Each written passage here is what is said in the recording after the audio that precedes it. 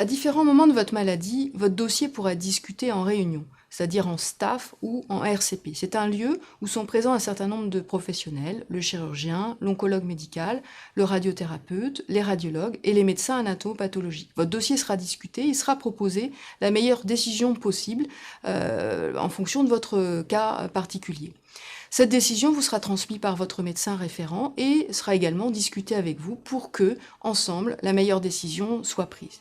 À l'issue de cette consultation médicale, il vous sera proposé également une consultation avec une infirmière qui prendra le temps de vous réexpliquer les différents éléments de votre maladie et des traitements, pouvoir répondre à un certain nombre de vos interrogations concernant la maladie, le traitement et les différents aspects pratiques de votre prise en charge.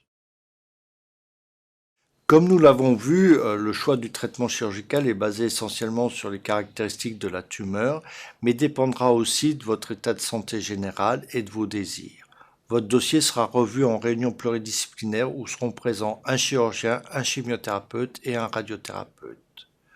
En effet, nous confirmerons ou pas le choix fait en consultation. Dans certaines situations, nous pourrons modifier ce choix, notamment en cas de situation limite de chirurgie conservatrice, pourra être posée une indication de chimiothérapie première pour augmenter les chances de conserver le sein. En cas d'ablation du sein, nous verrions l'opportunité ou pas de proposer une reconstruction mammaire immédiate ou le plus souvent proposer une reconstruction mammaire dite différée. Généralement, celle-ci est faite 6 mois à 1 an après la radiothérapie. Alors le traitement médical qui va être décidé avant ou après l'intervention chirurgicale dépend des caractéristiques de la maladie. Pour être schématique, on décide de faire une chimiothérapie quand la tumeur est de taille importante, quand les ganglions sont atteints, quand il n'y a pas de dépendance hormonale de la tumeur et ou quand la tumeur est ce qu'on appelle de grade 3.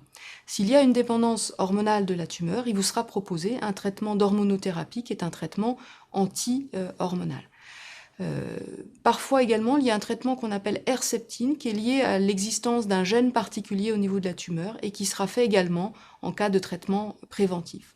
Dans les états précancéreux, la plupart du temps, il n'y a pas de traitement préventif en dehors de la radiothérapie. Dans quelques cas particuliers, il peut être proposé un traitement anti-hormonal.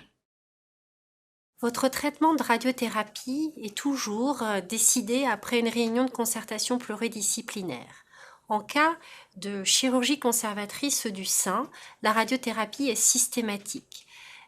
On irradie l'ensemble de la glande mammaire pendant 5 semaines à raison de 4 à 5 séances par semaine et ensuite est réalisé un complément d'irradiation dans la zone où était située initialement la tumeur de 5 à 8 séances. En cas d'ablation du sein, on irradie alors la cicatrice et la paroi thoracique sur 5 semaines à raison de 4 à 5 séances par semaine. Ce traitement n'est pas systématique. Le radiothérapeute peut également décider une irradiation des aires ganglionnaires si vos ganglions étaient atteints au curage. On irradie alors les autres aires ganglionnaires de drainage du sein, la zone susclaviculaire et la chaîne mammaire interne.